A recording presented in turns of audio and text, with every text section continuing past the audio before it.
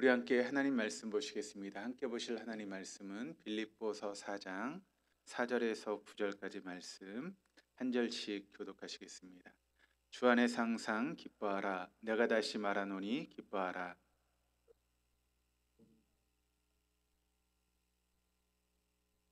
아무것도 염려하지 말고 다만 모든 일에 기도와 간구로 너희 구할 것을 감사함으로 하나님께 아뢰라.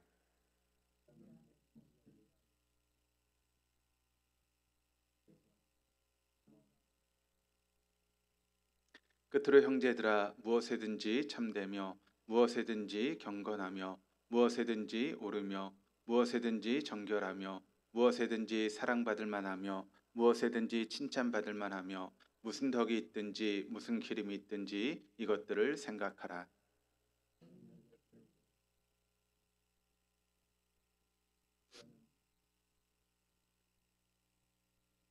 아멘. 우리 옆에 있는 분들하고 인사하시겠습니다. 잘 오셨습니다. 네, 오늘 이 시간도 하나님께서 우리에게 주시는 놀라운 은혜가 있을 수 있기를 주님의 이름으로 축복합니다. 우리가 저희 이제 주일에 하는 소그룹을 통해서 그 소그룹에서 이제 바리새인과 사두개인에 대한 그런 부분들을 함께 나눴습니다. 네, 그때 보았던 이제 바리새인이라고 하는 사람들은 어떤 율법에 있어서 굉장히 열심을 가지고 있는 그런 사람들이었고 또 그 율법에 자기 자신을 던진 그런 사람들이 바로 바리새인입니다. 그들은 이제 일반적으로 유대인이면 누구나 지켜야 되는 그런 율법을 지켰을 뿐만 아니라 그러니까 일반인들과 제사장이 지켜야 되는 그런 부분은 조금 다를 수가 있지 않습니까? 그러니까 우리가 이제 어떤 그런 윤리에 대한 그런 부분도 보면 그러니까 일반 시민이 지켜야 될 그런 윤리의 그런 부분이 있다면 아니면 국회의원이라든가 아니면 법조계에 있는 사람들이 지켜야 될 그런 윤리가 더 좀 심하다라고 이야기할 수 있지 않겠습니까? 그런 것처럼 일반 유대인들이 지켰던 그런 율법에 대한 그런 부분과 어떤 제사장들이 지켜야 되는 그런 율법의 부분들은 차이가 있을 수 있죠. 어떤 의미에서 보면 바리새인들은 그냥 일반 유대인하고 이렇게 생각해 볼 수 있는 그런 부분인데, 그런데 이 바리새인들은 유대인들이 지켜야 될 율법뿐만 아니라 심지어는 제사장만 지켜도 되는 그런 율법을 지키려고 애를 썼던 사람들이 바로 바리새인이었다라고 생각해 볼 수 있습니다. 그런 율법에 대해서 언제나 최선을 다하는 그런 삶을 살아갔던 그런 바리새인들을 유대인들은 이제 존경하게 된 것이죠. 그 율법에 대해서 최선을 다해서 그것을 지키려고 애를 쓰는 그런 바리새인들의 그런 모습을 보면서 그 당시 이제 유대인들에게 존경을 한 몸에 받았던 사람들이 바로 바리새인이었다라고 우리가 이야기할 수 있습니다. 그런데 그렇게 사람들 보기에는 율법을 잘 지키는 것처럼 보였던 그런 바리새인이었지만 하나님께서 보실 때는 그런 바리새인들을 뭐라고 말씀하고 있는가 하면 회칠한 무덤과 같다라고 그렇게 표현하고 계셨죠. 그러니까 어떤 면에서 보면 율법을 잘 지키는 것처럼 보였지만 실상은 위선자였다라고 그렇게 이야기할 수 있는 것입니다.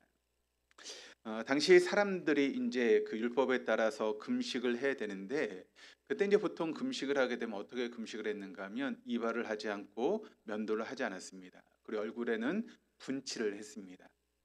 왜 그렇게 했는가 하면 내가 지금 금식 중에 있으니까 나에게 음식을 권하지 마십시오라고 하는 그런 의미로서 그렇게 이제 금식을 하면서 이발하지 않고 또 면도도 하지 않고 분칠을 하면서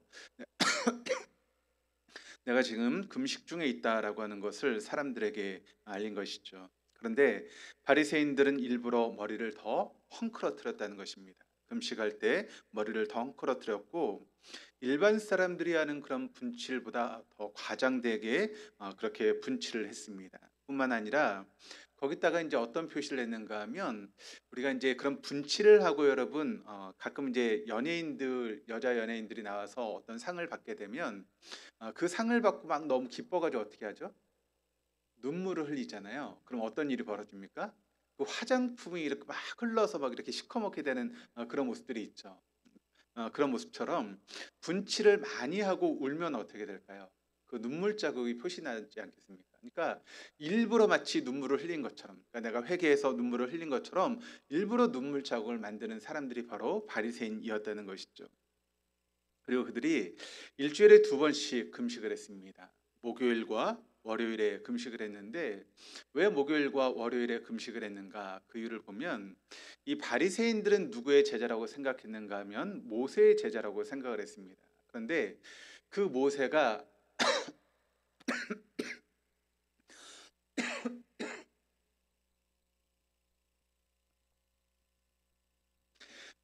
이제 그 하나님께 이제 그 율법, 그 십계명을 받기 위해서 어디로 올라가죠? 시내 산을 올라가지 않습니까? 그런데 그 시내 산에 올라갔던 요일이 어느 요일인가 하면 목요일에 올라갔습니다. 그리고 내려왔던 요일이 어느 요일인가 하면 월요일에 내려왔습니다. 그러니까 모세의 제자라고 생각했던 바리새인들이 이제 목요일과 월요일에 금식한 것은 모세가 하나님의 율법을 받기 위해서 시내산에 올라갔던 날과 그리고 내려왔던 날을 이제 기념하기 위해서 그리고 목요일과 월요일에 그렇게 금식을 했다는 것입니다. 근데 사실 이것은 그냥 표면적인 이유였고 실제적인 이유를 보게 되면 왜 그들이 목요일과 월요일에 금식을 했는가? 그 이유는 바로 목요일과 월요일에 우리 뭐 이렇게 장이 쓰지 않습니까? 뭐 5일에 한 번씩 장을 쓰는 것처럼 목요일과 월요일에 뭐가 서게 되는가 하면 시장이 서게 됩니다. 시장에 선다라고 하는 것은 어떤 의미가 있죠? 사람들이 많다라고 하는 그런 의미가 있죠. 그러니까 그날 내가 금식하면 모든 사람들이 바리새인 내가 금식하는 것을 알게 될까요? 모르게 될까요? 알게 되는 것이죠. 그러니까 이 바리새인들의 그런 행동을 보게 되면 그러니까 사람들을 의식하고 사람들에게 칭찬을 받기 위해서 행동하는 그런 부분들이 많았다라고 하는 것을 보게 됩니다. 그래서 바리새인들이 기도하던 모습을 이제 성경이 어떻게 보여주고 있는가 하면 마태복음 6장 5절 말씀을 같이 한번 읽어 보시겠습니다. 또 너희는 기도할 때 외식하는 자와 같이 하지 말라. 그들은 사람에게 보이려고 회당과 큰 거리 어귀에 서서 기도하기를 좋아하느니라. 내가 진실로 너에게 이르노니 그들은 자기 상을 이미 받았느니라. 자, 그 당시 이제 그 바리새인들이 이제 기도를 했습니다. 그런데 기도하는 장소가 어딘가 봤더니 회당과 큰 거리 어귀라고 이야기를 하고 있습니다. 회당도 마찬가지고 또 큰 거리의 어귀는 사람들이 많이 왕래하는 그런 장소 아니겠습니까? 그러니까 그렇게 사람들이 많이 왕래하는 그 장소에서 금식하는 그런 표를 내서 머리를 헝그러뜨리고 또 면도도 하지 않고 얼굴에 그렇게 분칠을 하고 심지어 회개하면서 눈물을 흘린 것처럼 눈물 자국을 내면서 사람들이 많이 지나다니는 그 장소에서 그렇게 기도하는 것이 바로 바리새인들의 모습이었다는 것이죠. 그러니까 그들은 언제나 사람을 의식하면서 기도하고 또 금식하고 행동했다라고 하는 것을 보게 됩니다. 여러분 우리가 의식해야 될 것은 뭘까요? 사람의 눈을 의식해야 됩니까? 아니면 하나님의 눈을 의식해야 됩니까? 우리는 언제나 하나님의 눈을 의식하는 그런 삶을 살아가야 되지 않겠습니까? 그런데 이 바리새인들은 하나님의 눈을 의식하는 것이 아니라 사람들의 눈을 의식해서 사람들에게 잘 보이려고 하고 또 사람들에게 칭찬받으려고 하는 그런 모습들이 있었다는 것이죠. 그래서 예수님께서 우리에게 기도에 대해서 이야기를 하면서 하나님의 눈을 의식하며 기도하기 위해서 우리에게 어디서 기도하라고 말씀하고 있죠? 너희는 골방에 들어가서 기도하라라고 그렇게 이야기합니다. 여러분 골방에 들어가면 사람이 있습니까? 없습니까? 사람이 전혀 없죠. 그러면 우리가 여러분 골방에서 기도한다라고 하는 것은 사람을 의식하면서 기도하는 것입니까? 아니죠. 그러면 사람의 눈을 의식하지 않으면 그때 우린 누구의 눈을 의식하게 됩니까? 하나님의 눈을 의식하게 되는 것이죠. 그래서 예수님은 사람들에게 사람의 눈을 의식하면서 기도하지 말고 하나님의 눈을 의식하면서 골방에서 기도해야 된다라고 하는 것을 우리에게 기도에 대해서 가르치셨습니다. 그런데 또 이 마태복음 6장 5절 말씀을 보시면 어떤 말씀이 있는가 하면 또 너희는 기도할 때 외식하는 자와 같이 하지 말라. 그들은 사람에게 보이려고 회당과 큰 거리 어귀에 서서 기도하기를 좋아하느니라. 그러니까 그 당시 바리새인들의 기도의 방법은 어떤 방법이었는가 하면 서서 기도하는 그것이 바로 바리새인들의 기도의 방법이었다는 것이죠. 그러니까 우리는 보통 이제 의자에 앉아서 기도하거나 아니면 좀 이제 간절하게 기도하려면 뭐 바닥에 앉아서 무릎을 꿇고 기도하지 않습니까? 그런데 바리새인들은 서서 하나님 앞에 기도하는 그런 기도의 모습을 가지고 있었다는 것이죠. 우리가 이제 성지 순례를 가 보시면 이제 어디를 가게 되는가 하면 예루살렘의 통곡의 벽이라고 하는 곳을 가게 됩니다. 근데 그 통곡의 벽이라고 하는 것이 무엇인가 하면 주 70년에 이제 티투스 황제에 의해서 이 예루살렘이 이제 반란을 일으키게 되었을 때 그 티투스 황제가 예루살렘을 공격해서 성 위에 돌 위에 돌 하나 남지 않도록 완전히 무너뜨립니다. 그런데 그때 딱 하나 남았던 것이 무엇인가 하면 성전의 한쪽 벽만 남았습니다. 왜 한쪽 벽만 남겼는가? 여러 가지 이유가 있는데 학자들은 이렇게 이야기를 합니다. 그러니까 로마가 반란을 일으켰던 이 예루살렘을 완전히 무너뜨렸다라고 하는 것을 보여주기 위해서 일부러 한쪽의 벽만을 남겼다는 것이죠. 그리고 그 모든 것을 다 무너뜨리고 만약 우리가 이렇게 이제 로마에 대항하면 이런 꼴을 당할 수밖에 없다라고 하는 것을 의도적으로 보여주기 위해서 성전의 한쪽 벽만 남겨놓았다라고 하는 그런 이야기를 하고 있습니다. 그런데 그 한쪽 벽이 지금도 남아 있습니다. 그래서 우리가 성지 순례를 가게 되면 그 통곡의 벽이라고 하는 곳을 이제 가게 되는데 많은 이제 유대인들, 이스라엘 사람들이 거기서 기도를 합니다. 어떻게 기도하는가 하면 하나님께 올려드릴 기도의 제목들이 있죠. 그럼 그것을 적어가지고 그 벽의 틈 사이에 껴넣습니다. 그리고 기도하는데 제가 가서 봤더니요 무릎을 꿇고 기도하는 사람이 없어요. 다 어떻게 기도하는가 하면 다 서서 기도하더라고요. 그러니까 그것이 보통 이제 유대인들의 그런 기도 모습이 아닌가라고 우리가 생각해 볼 수 있습니다. 근데 바울이 여러분 우리가 알고 있는 것처럼 바리새인이죠. 근데 이 바울이 로마의 감옥에서 이제 옥중 서신으로 썼던 편지 중에 하나가 무엇인가 하면 에베소서라고 하는 그런 옥중 서신이 있습니다. 그러니까 에베소 교회를 향해서 보냈던 사도 바울의 옥중 서신이 바로 에베소서의 말씀인데 그 에베소서 3장 14절 15절 말씀을 통해서 사도 바울이 이렇게 이야기를 합니다. 이러므로 내가 하늘과 땅에 있는 각 족속에게 이름을 주신 아버지 앞에 무릎을 꿇고 비노니. 이 바울이 에베소에 있는 교회를 향해서 기도하면서 내가 서서 기도한다라고 이야기하지 않고 어떻게 기도한다고요? 무릎을 꿇고 기도한다라고 그렇게 이야기를 하고 있습니다. 그러니까 바울은 여러분 유대인일 뿐만 아니라 과거에 그렇게 자랑스럽게 여겼던 바리새인, 그것이 바로 바울의 그런 모습이었죠. 그렇다면 여러분 바울, 그러니까 바리새인이었던 바울에게 기도하게 된다면 어떤 기도의 자세가 여러분 더 익숙하고 편한 기도의 자세가 있습니까? 오랜 시간 동안 바리새인으로 살아가면서 했던 서서 기도하는 것이 어떤 면에서 보면 바울에게 더 편하고 익숙한 그런 기도의 방법일 텐데 그런 기도의 방법이 아니라 사도 바울은 무릎을 꿇고 기도한다라고 그렇게 이야기를 하고 있습니다. 그렇다면 왜 사도 바울은 무릎을 꿇고 기도한다라고 그렇게 이야기하고 있겠습니까? 그것은 무릎을 꿇는다라고 하는 것은 간절함을 상징하는 것이고 또 하나님 앞에 항복을 상징하는 것이 바로 무릎을 꿇고 기도하는 것이기 때문에 그렇습니다. 그러니까 사도 바울은 하나님께 간절함으로 또 하나님 내 힘으로는 할 수 없습니다. 하나님께서 이 문제 가운데 함께 하셔야 되고 이 문제를 풀어주셔야 됩니다라고 하는 그런 항복의 그런 의미로서 하나님 앞에 무릎을 꿇고 기도하는 바울의 모습을 우리가 보게 됩니다. 우리가 구약 성경을 보시면 엘리야라고 하는 그런 선지자가 나오지 않습니까? 바알의 그런 선지자와 그 갈멜산에서 이렇게 그런 대결하는 그런 장면을 보게 되는데 그 갈멜산에서 누가 진짜 하나님이냐? 그러니까 엘리야가 믿는 여호와 하나님과 그 바알을 숭배하는 그런 제사장들이 믿는 바알과 과연 누가 하나님이냐라고 하는 것을 가지고 여러분 겨루지 않았습니까? 근데 그때 엘리야가 그 대결에서 승리한 후에 하나님 앞에 비를 내려달라고 간절하게 기도하는 그런 모습을 보게 됩니다. 그런데 그때 이제 엘리야가 기도했던 그런 방법을 보게 되면 어떻게 기도했다라고 여러분 성경이 기록을 하고 있습니까? 무릎을 꿇고 자신의 얼굴을 무릎 사이에 넣고 기도했다라고 그렇게 이야기를 하고 있습니다. 이 그림이 이제 엘리야 기도 이렇게 찾아봤더니 나오는 그림이더라고요. 근데 사실 이 그림은 이제 맞지 않죠. 얼굴이 더 어디로 들어가야 됩니까? 무릎 사이로 더 들어가서 기도해야 됩니다. 아마 엘리야가 제가 생각했을 때 좀 마른 체형이었던 것 같아요. 저 같은 체형이 여러분 그렇게 무릎을 얼굴을 넣고 기도할 수 있을까요? 배 때문에 안 들어가더라고요. 그러니까 저는 이제 할 수 없는 그런 자세입니다. 근데 웬만한 분들도 여러분 무릎 사이에 얼굴을 넣고 기도한다라고 하는 것은 이 뒤에 있는 이렇게 근육이 당겨 가지고 잘 되지 않는 그런 기도의 자세인데, 그런데 엘리야가 그렇게 기도했다라고 하는 것은 무엇을 의미하고 있습니까? 그만큼 엘리야가 하나님 앞에 간절히 기도했다라고 하는 것을 우리에게 보여주고 있는 그런 모습입니다.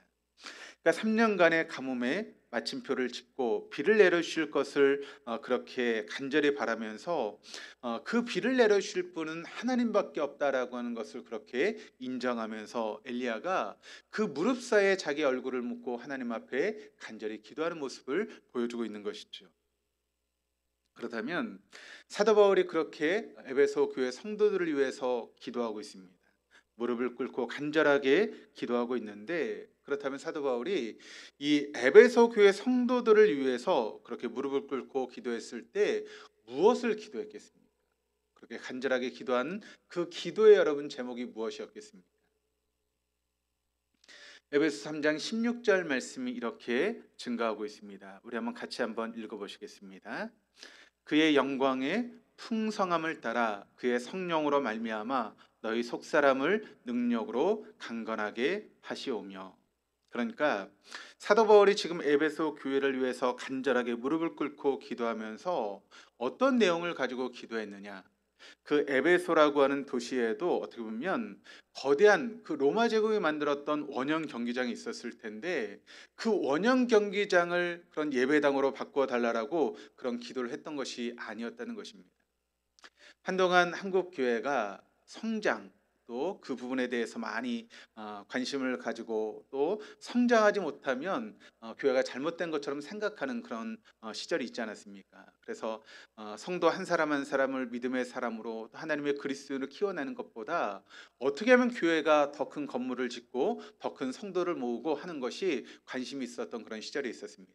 그때 많은 교회들이 여러분 가졌던 마음이 어떤 마음이었는가 하면, 교회당을 더 크게 건축하고 큰 교회당을 가지는 것, 그것이 우리 한동안 한국 교회 그런 이슈였고, 또 그것을 위해서 많은 사람들이 노력했죠.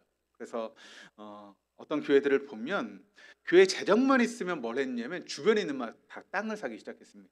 그래서 그 주변에 있는 집들을 사고 막 그러면서 그 근처에 있는 땅들을 다 사는 것이 한동안 교회의 이제 목적이었죠.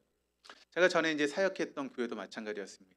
그 교회가 돈이 생길 때마다 주변에 있는 땅을 다 사가지고 그 교회 근처의 모든 땅들이 다 교회 땅일 정도로 그렇게 교회 주변에 땅을 샀던 그런 기억들이 있습니다. 그렇다면 여러분 에베소 교회 성도를 위해서 기도할 때 그 당시 가장 큰 건물이라고 할 수 있는 그 원형 경기장을 예배당으로 바꿔달라라고 하는 그런 기도를 사도 바울이 드렸겠습니까? 아니면 에베소에도 그런 고위 공직자들이 있었을 텐데 우리 믿는 성도들이 그런 고위 공직자의 그런 자리에 앉게 해달라고 그렇게 사도 바울이 기도했겠습니까? 그런 기도를 사도 바울은 하지 않았습니다. 그리고 사도 바울이 어떤 기도를 했는가를 오늘 16절 말씀이 우리에게 보여주고 있는데, 무엇을 기도했죠? 너희의 속사람을 능력으로 강건하게 하시오며라고 이야기를 하고 있습니다. 그러니까 우리의 속사람, 우리의 옛사람이 아니고 그리스도 안에서 벗어난 새로워진 그 속사람이 날마다 하나님의 능력으로 강건해지기를 원하며 사도 바울이 기도했다는 것입니다. 그러니까 이 말은 그리스도인다운 그리스도인들, 진정한 예수님의 제자가 되는 그런 에베소 교회의 성도들이 되게 해달라고 사도 바울이 기도했다는 것입니다. 그러니까 명목상 그리스도인이 아니라 정말 하나님이 인정하시는 그런 속사람으로 날마다 강건해지는 그런 모습을 위해서 사도 바울이 기도하고 있었다는 것입니다. 그래서 하나님의 자녀답고 또 제대로 된 그리스도인으로 살아갈 수 있는 그와 같은 모습이 되어줄 수 있도록, 그러니까 겉사람이 아니라 속사람이 강건해지기를 위해서 사도 바울이 기도하고 있었다는 것입니다. 여러분 오늘날에는 속사람보다 뭘 더 중요하게 생각합니까? 눈에 보이는 겉을 훨씬 더 중요하게 생각하죠. 그래서 겉을 어떻게 꾸미느냐라고 하는 것이 많은 사람들의 관심거리입니다. 특별히 우리 이제 그 학생들, 여학생들을 보면 막 중학교 1학년, 2학년 막 그때 사춘기 오면서 그 아이들의 관심이 뭘까요? 화장에 관심이 있어 가지고 그냥 그 시절만 되면 얼굴에 그냥 화장 분칠을 하고, 저희 딸도 보니까 그때 보니까 막 그 유튜브를 찾아보면서 화장법을 막 배우면서 막 자기 얼굴에, 그건 화장이 아니라 제가 볼 때는 변장입니다. 변장을 하면서 그렇게 화장하는 그런 모습을 봤습니다. 그러니까 요즘 사람들이 겉모습에 얼마나 많은 관심을 가지고 있는가, 또 외모를 꾸미는 데 얼마나 많은 관심을 가지고 있습니까. 또 심지어는 어떤 이제 회사에서는 이제 신입사원을 뽑을 때 그 사람이 이제 얼굴, 관상을 보고 그렇게 신입사원을 뽑기 때문에 그 회사가 추구하는 그런 관상의 얼굴로 성형수술하고 이제 면접을 보는 그런 일도 한동안 있었던 것으로 제가 알고 있습니다. 그런데 여러분, 우리가 이제 사람을 만나서 이렇게 경험을 하다 보면 겉사람이 좋은 사람이 있고 또 속사람이 좋은 사람이 있지 않습니까? 그러면 우리가 오래 사귀면서 여러분 이렇게 관계를 가지려면 어떤 사람이 더 이렇게 만나고 싶으세요? 겉사람이 뭐 잘생기고 화려한 그런 사람을 여러분 계속 만나고 싶습니까? 아니면 속사람이 좋은 사람을 계속 만나고 함께 교제하고 싶습니까? 속사람이 좋은 사람을 계속 만나고 싶은 그런 마음들이 우리의 마음 가운데 있습니다. 왜냐하면 겉이라고 하는 것은 언제나 변할 수밖에 없는 것이고, 그런데 속사람이라고 하는 것은 그 속에 가지고 있는 그런 마음을 통해서 상대를 배려하는 그런 마음이라든가 그런 부분들을 우리가 보게 될 수 있기 때문에 사람을 만나면 만날수록 겉사람이 아니라 속사람이 좋은 사람을 사귀고 싶고 교제하고 싶은 그런 마음들이 우리의 마음 가운데 있는 것이죠. 그런데 오늘 본문에서 우리의 속이 얼마나 중요한지를 강조하면서 사도 바울은 뭐라고 말씀하고 있는가 하면 주 안에서 항상 기뻐하라라고 그렇게 이야기를 하고 있습니다. 이 주 안에서 항상 기뻐하라라고 하는 이것은 빌립보서의 가장 중요한 주제 가운데 하나이자 빌립보 교회 사람들에게 사도 바울이 주는 권면입니다. 그래서 주 안에서 항상 기뻐해야 된다라고 하는 것을 이야기를 하고 있죠. 예술가들을 보게 되면 작품 활동과 또 작품 속에서 기쁨을 누리게 됩니다. 또 자기 직업에 만족을 누리면서 그렇게 기쁘게 일하는 사람들을 우리가 종종 보게 됩니다. 제가 이제 그 보는 그 프로그램 중에 옛날에 참 잘 봤던 그런 프로그램 중에 하나가 뭔가 하면 생활의 달인이라고 하는 그런 프로그램이 있습니다. 우리 성도님이 전혀 안 보시는군요. 저는 이제 종종 봤는데 이제 그게 여러분 뭐 어떤 프로그램이죠? 생활의 달인. 그러니까 자기 직업에서 달인이 될 정도로 이제 그 직업을 잘하는 그런 사람들. 어떤 사람들은 이제 칼국수 가게를 하는데 진짜 칼국수 면을 이렇게 막 자르는데 일정한 그런 크기로 이렇게 자르기도 하고 또 그램도 막 일정한 그램으로 이렇게 하는 그런 모습들을 이제 보게 되지 않습니까? 그런 것처럼 사실 거기 나오는 사람들을 보니까요. 여러분 그 직업이 뭐 대단하다라고 하는 그런 직업이 있나요? 별로 없어요. 뭐 저런 게 무슨 달이냐라고 생각할 정도로 우리가 생각할 때는 그런 하찮은 직업들, 또 그 직업을 뭐 잘한다고 해서 달이 된다고 해서 많은 돈을 가지는 것도 아니더라고요.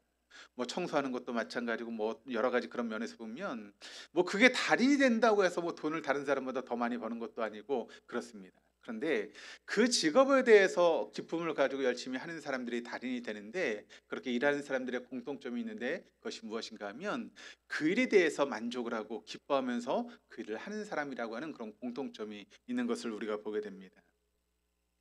예술이 되었든 직업이 되었든 어떤 활동에서 누리는 기쁨은 우리가 주 안에서 누리는 그런 기쁨의 서막일 수밖에 없는 것입니다. 주님 안에서 누리는 기쁨만이 영원한 기쁨이고 또 그 기쁨을 감싸고 계시는 분이 바로 영원하신 하나님이시기 때문에 우리가 주 안에서 누리는 그런 기쁨이 바로 영원한 기쁨이 될 수 있다라고 하는 것을 우리는 알아야 되는 것이죠. 그래서 주 안에서 기쁨을 누릴 수 있는 두 가지 방법이 있는데, 하나는 무엇인가 하면 우리의 관용을 모든 사람에게 알게 하는 것, 그리고 또 두 번째는 아무것도 염려하지 말고 다만 기도와 간구로 우리의 구할 것을 감사함으로 하나님께 아뢰는 것, 이 두 가지 방법을 통해서 우리가 주님 안에서 기뻐할 수 있는 삶을 살아갈 수 있다라고 하는 것을 사도 바울이 우리에게 권면하며 이야기를 하고 있습니다. 여러분 우리의 관용, 우리가 관용에 대해서 함께 말씀을 나눴죠. 그러니까 어떤 게 공정함으로만 우리가 사람을 대하는 것이 아니라 관용을 가지고 사람을 대할 때 우리의 마음 가운데 기쁨을 누릴 수 있게 된다. 그런데 그것이 바로 예수님께서 우리를 대하시는 그런 방법이었다라고 하는 것을 알게 되지 않습니까? 사실 하나님의 입장에서 보면 여러분 하나님이 하나님의 공정함으로만 우리를 대하신다면 여러분 이 자리에 있을 수 있는 사람이 있습니까? 아무도 없죠.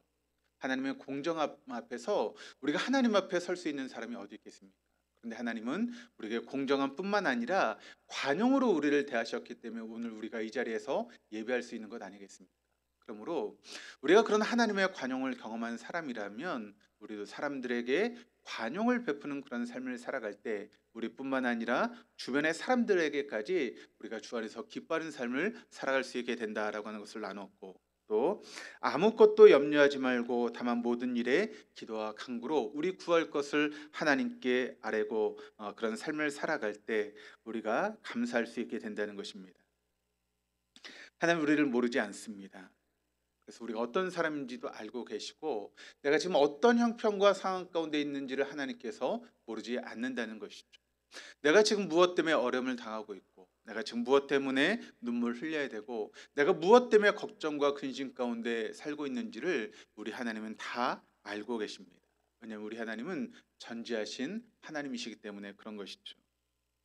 그럼에도 불구하고 우리의 모든 일에 우리의 구할 것을 하나님께 아뢰는 그것이 무엇보다 중요하다는 것입니다. 왜냐하면 그것이 바로 하나님과 우리의 관계 때문에 그렇죠. 그럼 부모와 자식이 친해지려면 어떻게 해야 될까요? 부모와 자식이 친해지려면 자식이 자신이 있었던 모든 일들을 상세하게 부모에게 얘기를 해주면 그럼 부모와 자식이 어떻게 될까요? 관계가 가까워집니다. 그런데 자식이 이제 뭐 학교를 다니거나 뭐 직장을 다닌다고 생각해 보시길 바랍니다. 밖에서 있었던 일을 말 한마디 하지 않습니다. 집에 들어와서 입을 꾹 닫고 그냥 아무 말도 하지 않다가 또 뭐 학교를 가든가 출근한다고 생각해 보시길 바랍니다. 그러면 부모 자식 관계가 어떻게 될까요? 서먹서먹해질 수밖에 없겠죠. 그런데 밖에서 있었던 사소한 일까지 막 부모에게 다 이야기를 하면서 함께 이야기를 하면 그 부모와 자식의 관계가 여러분 가까워질 수 있는 것 아니겠습니까? 그러니까 서로 간에 주고받는 그런 대화를 통해서 친밀한 관계가 되어줄 수 있는 것이죠. 그것은 하나님과 우리의 관계도 마찬가지입니다. 그래서 하나님은 모든 일에 기도할 것을 우리에게 말씀하고 있는 것이죠. 그리고 구체적으로 하나님 앞에 우리의 기도의 제목을 아뢰는 그것도 필요하다는 것입니다. 그런데 그런 마음을 가지고 하나님 앞에 기도할 때 하나님께서 우리의 기도에 응답하시고 역사하신다라고 하는 것이죠. 그렇다면 오늘 본문 4절에서 6절까지 말씀을 같이 한번 또 읽어보시겠습니다. 주 안에서 항상 기뻐하라. 내가 다시 말하노니 기뻐하라. 너희 관용을 모든 사람에게 알게 하라. 주께서 가까우시니라. 아무것도 염려하지 말고 다만 모든 일에 기도와 간구로 너희 구할 것을 감사함으로 하나님께 아뢰라. 기도하기도 쉽고 신앙생활하기도 그런 쉬운 방법 중에 하나는 무엇인가 하면 바로 우리가 하나님 앞에 이렇게 기도해야 되는 것에 대해서 이야기를 하고 있는데, 근데 여기서 이제 우리가 알 수 있는 것은 무엇인가 하면 이 4절에서 6절까지 말씀을 통해서 네 개의 관용어가 나오고 있다는 것입니다. 명령어가 나오고 있는데 그 명령어가 무엇인가 하면 주 안에서 항상 기뻐하라. 그리고 너희 관용을 모든 사람에게 알게 하라. 또 아무것도 염려하지 말고 또 모든 일에 기도와 간구로 너희 구할 것을 감사함으로 하나님께 아뢰라. 이 네 개가 지금 명령형으로 주어지고 있다라고 하는 것을 우리가 보게 됩니다. 그런데 왜 이런 명령을 하나님께서 우리에게 하고 계시는가? 주 안에서 왜 기뻐해야 되고 우리의 관용을 모든 사람에게 알게 해야 되고 염려하지 말아야 되고 또 모든 일에 기도와 간구로 하나님께 아뢰야 되는가? 그 이유에 대해서 사도 바울이 뭐라고 쓰고 있는가 하면 이 말씀 가운데 한가운데 있는 말씀, 주께서 가까우시니라. 그러니까 주님께서 지금 가까우시기 때문에 우리가 뭘 해야 되는가 하면 주 안에서 기뻐해야 되고 또 우리의 관용을 모든 사람에게 알게 해야 되고 아무것도 염려하지 말아야 되고 또 모든 일에 기도와 간구로 하나님께 아뢰는 삶을 살아가야 된다라고 하는 것을 우리에게 말씀하고 있습니다. 이 주께서 가깝다라고 하는 것은 두 가지 의미가 있다라고 말씀을 드렸습니다. 시간적인 의미와 공간적인 의미가 있다라고 말씀을 드렸죠.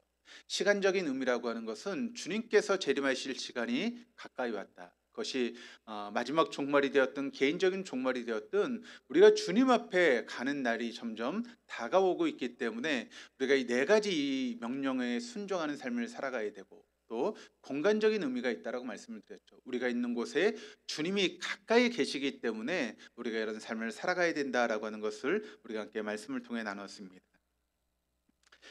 때로 기뻐할 수 없는 상황을 우리가 맞을 때가 있지 않습니까? 그때 여러분, 주님께서 우리에게 가까이 계시다라고 하는 것이 얼마나 우리에게 큰 힘이 될 때가 있습니까?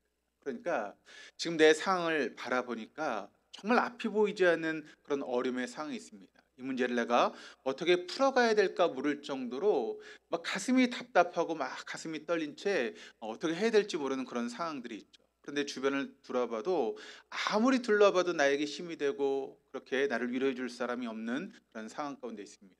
근데 그때 주님께서 내 곁에 계시다. 주님께서 나와 함께하고 계시다라고 하는 것을 우리가 알게 될 때, 여러분 그것이 얼마나 우리에게 큰 위로와 격려가 되는 것이겠습니까? 그 시간을 통해서 우리는 주님께서 나와 함께 하신다는 것을 경험하면서 그 모든 시간들, 그러니까 우리가 피하고 싶고 맞이하고 싶지 않은 그런 시간들을 통해서 나를 성숙으로 이끌어 가신 하나님의 손길을 우리가 경험하게 되게 된다는 것입니다.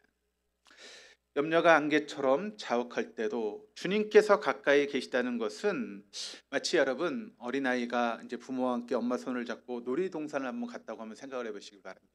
근데 막 놀이동산에 가서 막 정신이 없이 놀다 보니까 엄마의 손을 놓쳤습니다. 그리고 둘러봤더니 엄마가 보이지 않습니다. 그때 이 아이가 얼마나 두려움 가운데 빠질까요? 엄마가 주변에 없는 것을 바라보면서 얼마나 두려움 가운데 빠지겠습니까? 그래서 막 엄마를 찾기 위해 헤매면서 막 눈물을 흘리고 막 엄마를 부르면서 찾는데 찾지 못하다가 엄마를 딱 만나게 되었을 때 그 아이의 마음이 여러분 어떤 마음일까요? 모든 것이 한순간에 해결되는 것처럼 느껴지게 되고 또 두려웠던 모든 마음들이 어떻게 되어 있습니까? 그 순간 엄마를 발견하고 엄마의 손을 잡는 그 순간 담대함으로 여러분 두려움이 사라지는 그런 경험들을 하게 되는 것 아니겠습니까? 그렇습니다. 우리가 아무리 어려운 상황 가운데 있다 할지라도 주님께서 우리와 가까이 계시다라고 하는 것을 알게 될 때 그 모든 두려움을 이겨낼 수 있는 그런 담대함이 우리의 마음 가운데 있게 될 줄로 믿습니다. 하나님께 알아야 될 것이 너무 많아서 어떻게 시작해야 될지 모를 때 주님께서 가까이 계시다라고 하는 것이 얼마나 큰 감격이 되고 또 위로가 되는지 모릅니다.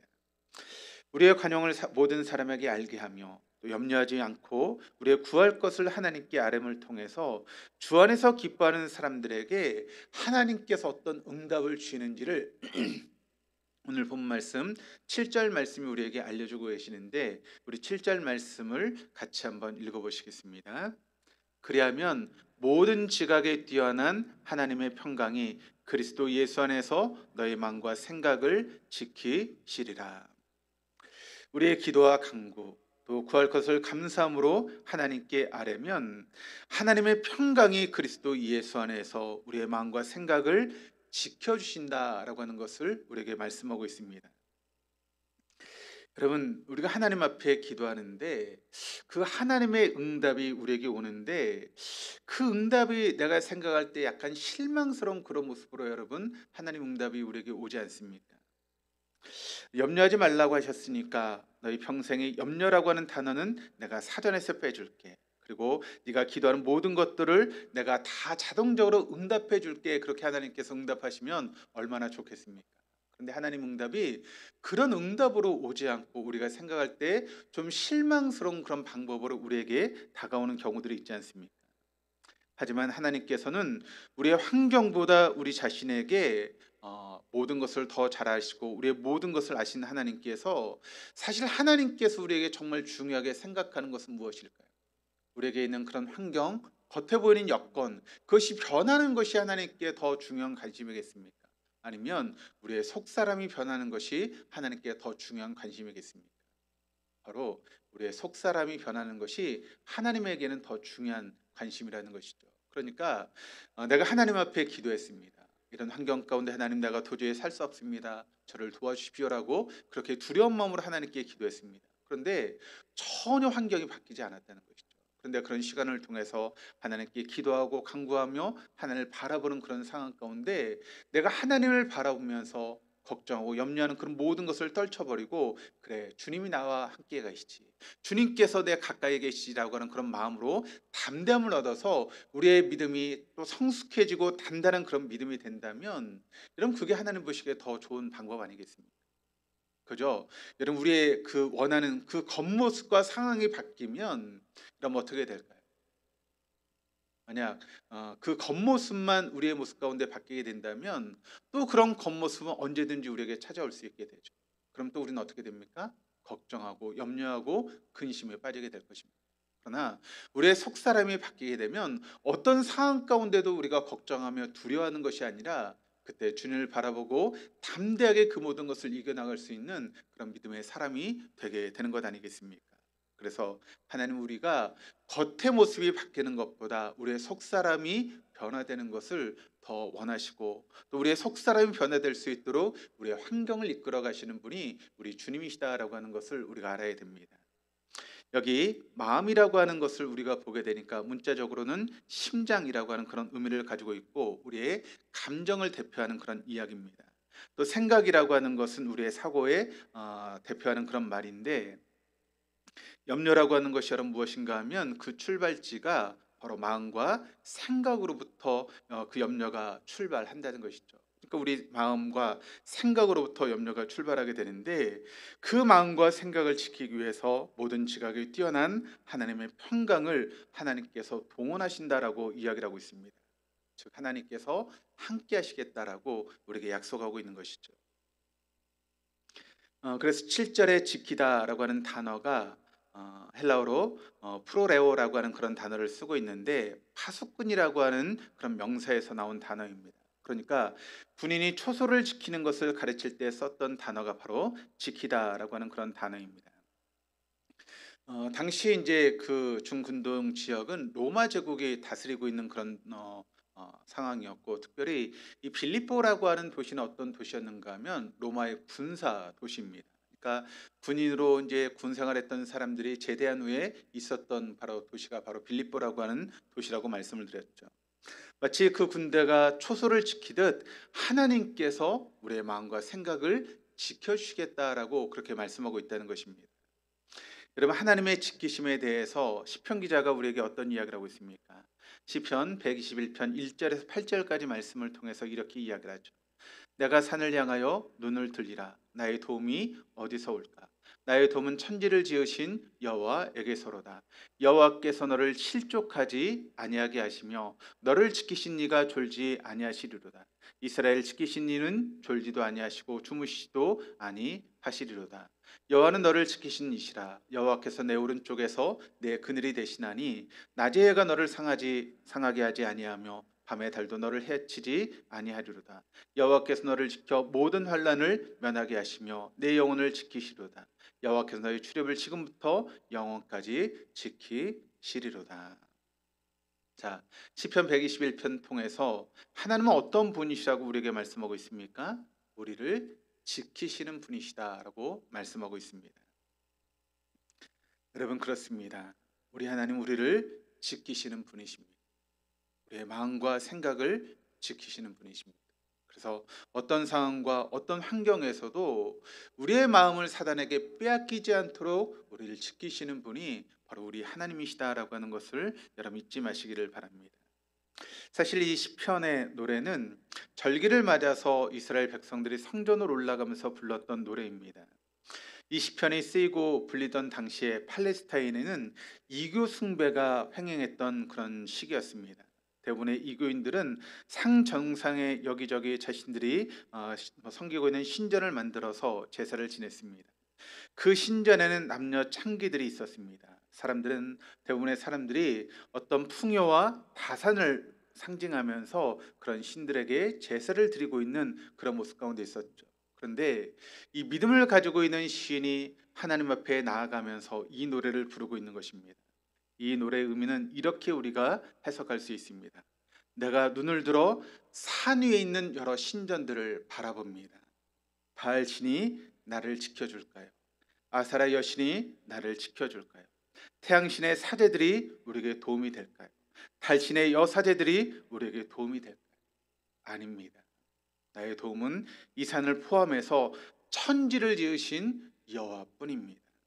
여호와 하나님만이 나의 영혼을 지키시고 내가 떠날 때까지, 내가 돌아갈 때까지 나를 지키시는 분이십니다라고 그렇게 고백하며 이 노래를 부르며 하나님 앞에 나아가 예배를 드렸던 것입니다. 여러분, 그 하나님이 우리를 지키시고 계십니다. 그 하나님이 우리의 마음과 생각을 지키시는 분이십니다. 당시 세계 최대 그런 최강이었던 로마의 군대는 오래전에 사라지고 없지만 하나님 지금도 그때나 변함없이 영원히 우리를 지키시는 그런 분이시다라고 하는 것을 여러분 잊지 마시기를 바랍니다. 평생 하나님의 지켜주심을 경험했던 다윗은 이런 고백을 하고 있죠. 시편 23편 1절 2절 여호와는 나의 목자시니 내게 부족함이 없으리로다. 그가 나를 푸른 풀밭에 놓이시며 쉴만한 물가로 인도하시는도다. 다윗은 하나님께서 자신을 쉴만한 물가로 인도하신다라고 그렇게 고백하고 있습니다. 하나님의 그 지켜주신 가운데 내가 쉴만한 물가에서 평안하게 쉼을 얻고 있다라고 그렇게 이야기하고 있는 것이죠. 또 그런 하나님께서 나의 목자가 되실 때 모든 염려의 그런 부분들도 뛰어넘을 수 있다라고 다윗은 고백하는데 5절 6절 말씀을 통해 이렇게 이야기를 합니다. 주께서 내 원수의 목전에서 내게 상을 차려주시고 기름을 내 머리에 부으셨으니 내 잔이 넘치나이다. 내 평생의 선하심과 인자하심이 반드시 나를 따르리니 내가 여호와의 집에 영원히 살리로다. 이 장면은 우리가 이런 장면을 한번 떠올릴 수 있습니다. 다윗이 원수들에게 쫓겨다니다가 더 이상 도망칠 수 없는 기진맥진한 상태가 되었습니다. 그리고 이제 죽었구나라고 생각하고 눈을 감고 죽음을 기다리고 있습니다. 그런데 시간이 지나도 아무 일이 일어나지 않는 것입니다. 그래서 눈을 살포시 떠서 쳐다보았더니 하나님께서 장막으로 다윗을 보호하고 있는, 감싸주고 계시는 것을 다윗이 경험하게 된 것이죠. 하나님의 장막 밖에서는 원수들이 다윗을 잡으려고 살기등등하고 있지만 하나님의 장막 때문에 더 이상 그 원수들이 다윗에게 접근하지 못하고 있는 것입니다. 그때 다윗이 깨달았던 것은 염려와 근심거리, 고난과 고통이 늘 자신을 따라다닌다라고 생각했는데 그들보다 더 가까이 하나님께서 다윗을 지키시고 따라다닌다라고 하는 것을 다윗이 경험한 것입니다. 바로 하나님의 선하심과 인자하심이 내 원수도 언제나 내 가까이 있었다라고 하는 것을 다윗은 고백하고 경험했던 것이죠. 그래서 다윗은 그런 하나님의 집에 내가 영원히 살겠다라고 고백하는 것입니다. 이런 우리에게도 염려와 근심거리가 많고 고난과 고통이 있습니다. 생각하지 않았던 그런 문제들 우리의 삶 가운데 찾아왔고 또 그 문제들로 인해서 어떻게 해야 될지 모르는 그런 상황들이 우리에게 놓여질 때가 있습니다. 그래서 우리의 삶이 짓눌리는 그런 경험들을 우리가 경험하게 됩니다. 그런데 여러분, 그 가운데서 나를 가장 염려하며 고통스럽게 만드는 그 모든 것들, 그런데 그 상황 가운데 하나님은 우리를 지키시고 있다라고 하는 것을 오늘 말씀을 통해 우리에게 이야기를 하고 있습니다. 우리의 마음과 생각을 지키신 하나님께서 그 무엇보다 우리의 가까이 계십니다. 하나님의 그 지키심 때문에 내가 모든 염려로부터 벗어나서 하나님께 기도하는 삶을 살아갈 수 있게 되는 것입니다. 하나님께서 우리의 마음과 생각을 지키고 계시다는 것을 진심으로 믿으며 그 하나님 앞에 가까이 나아갈 수 있는 저 여러분 우리 모두가 될 수 있기를 주님의 이름으로 축복합니다.